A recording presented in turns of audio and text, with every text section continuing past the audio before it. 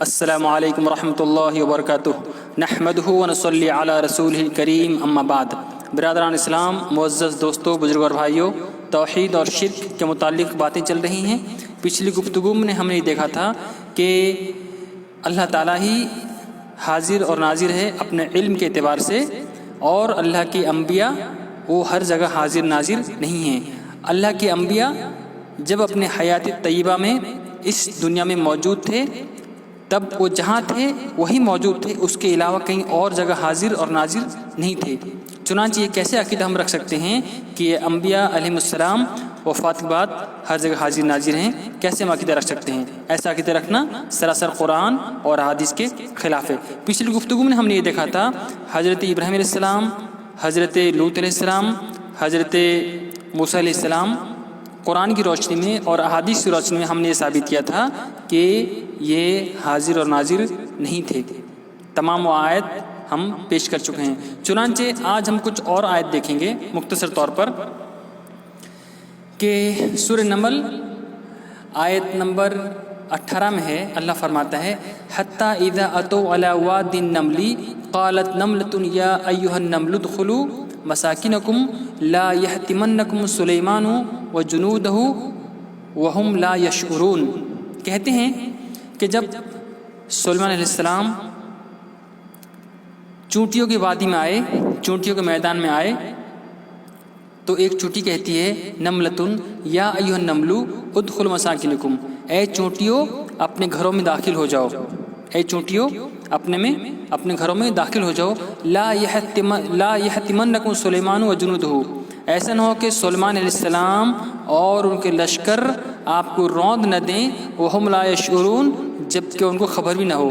یعنی اے چونٹیوں اپنے بلوں کے اندر گھس جاؤ، ایسا نہ ہو کہ سلیمان علیہ السلام اور ان کی فوج لاشعوری میں تم کو روند نہ دیں۔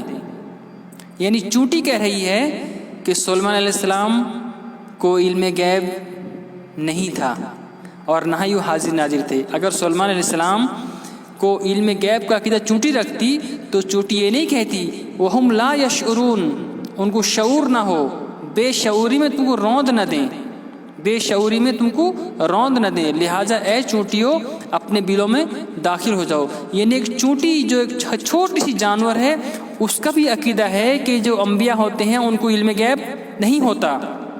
اگر علم غیب ہوتا، اگر چونٹی کو یہ عقیدہ رہتا، چونٹی کا یہ عقیدہ ہوتا کہ انبیاء کو علم غیب ہوتا تو کبھی نہیں کہتی اے چونٹیوں اپنے بلوں میں گھس جاؤ، نہیں کہتی، ایسے چھوڑ دیتی۔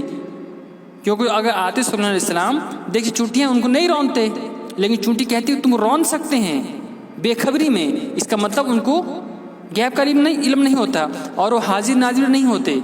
انبیاء علیہ السلام حاضر ناظر نہیں ہوتے، اگر حاضر ناظر ہوتے تو جان لیتے کہ یہاں چونٹی ہیں، ان کو نہیں چڑھنا ہے، ان کو نہیں مارنا ہے، لیکن نہیں، چونٹی کہتی ہے کہ بے شعوری میں، بے خبری میں کہیں تم کو روند نہ دیں، لہٰذا تم اپنے بلوں میں گھس جاؤ۔ یعنی چونٹی یہ کہتی ہے، جو چونٹی کی سردار تھی وہ کہتی ہے، یعنی جو سردار ہوتے ہیں ان کی یہ ذمہ داری ہوتی ہے کہ وہ اپنی قوم کو اچھی باتیں بتائیں، جو نفع بخش باتیں ہیں ان کو بتائیں اور بری بات سے روکیں۔ یہ چونٹی بتا رہی ہے کہ تم داخل ہو جاؤ، گھس جاؤ، ایسا نہ ہو کہ تم کو روند دیں اور تم مر جاؤ۔ تو چونٹی کہہ رہی ہے وہم لا یشعرون، بے شعوری میں تم کو روند نہ دیں، یعنی چونٹی خود کہتی ہے کہ سلیمان علیہ السلام کو علم غیب نہیں تھا۔ اسی طرح سے آگے بڑھتے ہیں ہم، وہی سورہ نمل ہے، آیت نمبر 20 ہے اور 21 ہے۔ کہتے ہیں، اللہ فرماتا ہے وَتَفَقَّدَتْ الطَّيْرُ فَقَالَ مَا لِي لَا أَرَىٰ هُدْهُدْ أَمْ كَانَ مِنَ الْغَائِبِينَ۔ تو سلیمان علیہ السلام جن کی حکومت جنوں پر تھی، جن ان کے تابع کام کرتے تھے، انہوں نے پرندوں کا جائزہ لیا اور کہا مَا لِي لَا أَرَىٰ هُدْهُدْ، کیا ہو گیا کہ میں حدود کو نہیں دیکھ رہا ہوں، أَمْ كَانَ مِنَ الْغَائِبِينَ، کیا وہ غائب ہے؟ پوچھ رہے ہیں کہ حدود کہاں ہے۔ سوال پیدا ہوتا ہے کہ اگر سلیمان علیہ السلام حاضر ناظر تھے یا سلیمان علیہ السلام کو غیب کا علم تھا تو کیوں پوچھ رہے ہیں؟ اگر ہر جگہ موجود ہیں حاضر ناظر، یعنی تمام جگہ میں حاضر ناظر موجود ہیں اور دیکھ رہے ہیں، یہاں پھر پوچھنے کی کیا ضرورت ہے؟ کہاں ہے حدود؟ وہ جان لیتے حدود کہاں ہے، لیکن یہ پوچھ رہے ہیں حدود کہاں ہے۔ اس کا مطلب سلیمان علیہ السلام کو علم غیب نہیں تھا اور نہ ہی وہ حاضر ناظر تھے. وہ کیا کہتے ہیں؟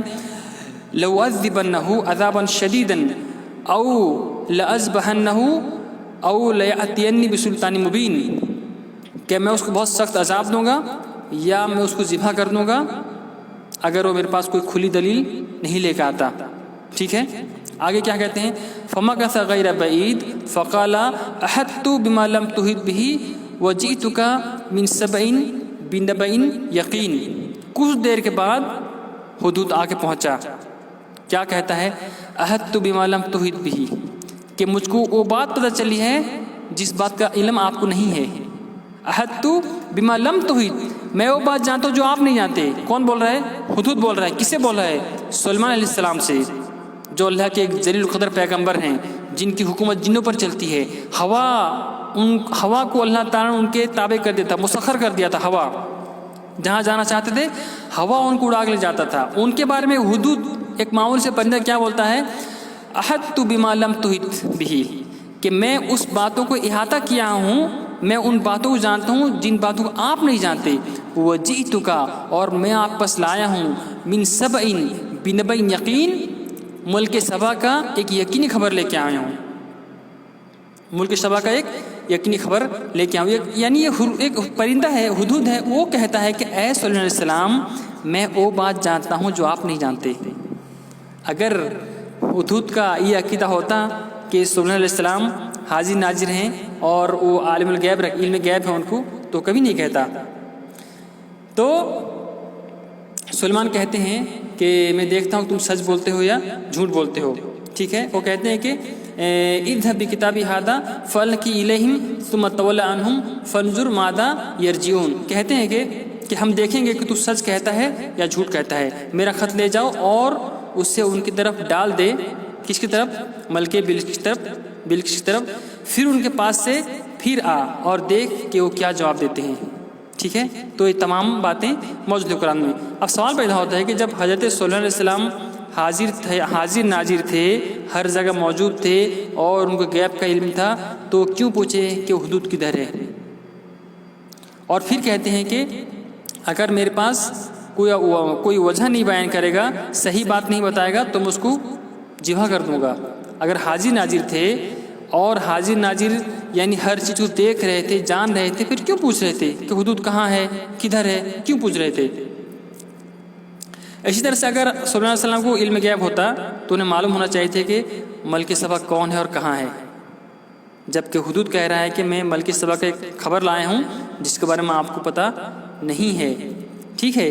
تو کیا پتہ چلتا ہے کہ سلیمان علیہ السلام اتنے بڑے پیغمبر ہونے کے باوجود بھی ان کے بارے میں حدود کہتا ہے کہ میں وہ خبر لایا ہوں جو خبر آپ کو معلوم نہیں ہے.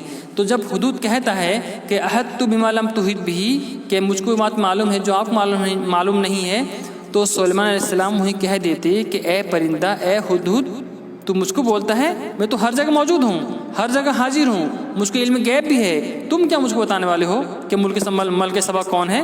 تم کیا مجھ کو بتاؤ گے کہ اس کا عرش کیسا ہے؟ تم مجھ کو بتاؤ گے. لیکن نہیں، سلیمان علیہ السلام نے کچھ جواب نہیں دیا. اس کا مطلب سلیمان علیہ السلام خود جانتے تھے کہ جہاں موجود ہیں وہی موجود ہیں، اس کے علاوہ کسی اور جگہ موجود نہیں ہے. اور پرندہ کیا بولتا ہے؟ انی وجدت امرأۃ تملکہم وأوتیت من کل شیء ولها عرش عظیم. میں نے دیکھا ہے کہ ایک عورت جو ان پر حکومت کرتی ہے، ملکہ بنی ہوئی ہے، اور اس کا عرش بہت بڑا ہے، اس کا کرسی بہت بڑا ہے. وجدتها وقومها یسجدون للشمس من دون اللہ. اور ہم نے دیکھا ہے کہ اس کی قوم اللہ کے علاوہ سورج کو سجدہ کرتی ہے. وزین لهم الشیطان اعمالهم فصدهم عن السبیل فهم لا يهتدون. شیطان نے ان کے اعمال کو مزین کر دیا ہے اور اللہ کے راستے سے رکے ہوئے ہیں اور وہ لوگ ہدایت یافتہ بھی نہیں ہیں. تو یہ پرندہ بولتا ہے، حدود بولتا ہے کہ اللہ کے سوا کسی اور کو سجدہ کرنا بھی یہ شرک ہے اور غلط بات ہے. تو ان باتوں سے پتہ چلتا ہے، چونٹی بتا رہی ہے کہ ان کو علم غیب نہیں ہے اور یہ حاضر ناظر نہیں ہے۔ پرندہ بتا رہا ہے کہ سلیمان علیہ السلام آپ نہ تو حاضر ناظر ہیں اور نہ ہی آپ کو علم غیب ہے۔ لیکن حیرت ہوتی ہے اس دور کے مولوی، اس دور کے ملے، اس دور کے ملانے کیا کہتے ہیں کہ اللہ کے نبی ہر جگہ حاضر ناظر ہیں۔ انبیاء تو انبیاء، اولیاء کرام جو بزرگان دین ہیں وہ ہر جگہ حاضر ناظر ہیں۔ ایک مولوی سے پوچھا گیا کہ کیا اللہ کے اولیاء ہر جگہ حاضر ناظر ہو سکتے ہیں؟ تو مولوی جواب دیتا ہے، کتاب میں موجود ہے، وہ کہتا ہے کہ کرشن کنہیا کافر ہو کے اگر ہر جگہ حاضر ناظر ہو سکتا ہے، کئی جگہ موجود ہو سکتا ہے، تو جو اللہ کے اولیاء ہیں وہ تو بدرجہ اولا کئی جگہ حاضر ناظر ہوں گے۔ تو یہ ان کے دلائل ہیں، اور انہی کی جو متبعین ہیں وہی وہ شوشہ چھوڑے ہوئے ہیں اور دنیا کے اندر یہ عقیدہ پھیلا رہے ہیں کہ اللہ کے انبیاء، نبی کریم صلی اللہ علیہ وسلم، اس طرح سے اولیاء، بزرگان دین، صوفیاء، یہ سب کے سب اللہ کی عطا سے حاضر و ناظر، نعوذ باللہ، جو سراسر غلط عقیدہ ہے اور شرکی عقیدہ ہے، جو آج مسلمانوں میں، کلمہ پڑھنے والوں میں، جو کلمہ پڑھ کے شرک کرنے والوں میں ہیں، کلمہ پڑھ کے شرک کرنے والے ہیں، ان کے درمیان یہ باتیں پھیلی ہوئی ہیں، اور کہتے ہیں کہ حاضر ناظر کا عقیدہ اہل سنت والجماعت کا متفقہ عقیدہ ہے۔ یہ ان کی گمراہی ہے، جن کو نہ تو قرآن کا علم ہے نہ ہی حدیث کا علم ہے، ایسے ہی قرآن حدیث کی باطل تعویلات کر کے عوام کو دھوکہ دیتے ہیں اور یہ عقیدہ پیش کرتے ہیں کہ اللہ کے نبی نعوذ باللہ ہر جگہ حاضر ناظر ہیں۔ باقی باتیں انشاءاللہ میں آگے پیش کروں گا۔ اللہ تعالیٰ سے دعا ہے اللہ تعالیٰ ہمیں قرآن احادیث کو سمجھنے اور اس کے مطابق عقائد اور اعمال کو اپنانے کی توفیق عطا فرمائے۔ آمین یا رب العالمین، وصلی اللہ علی نبینا محمد وعلی آلہ وصحبہ اجمعین، والسلام علیکم ورحمۃ اللہ وبرکاتہ۔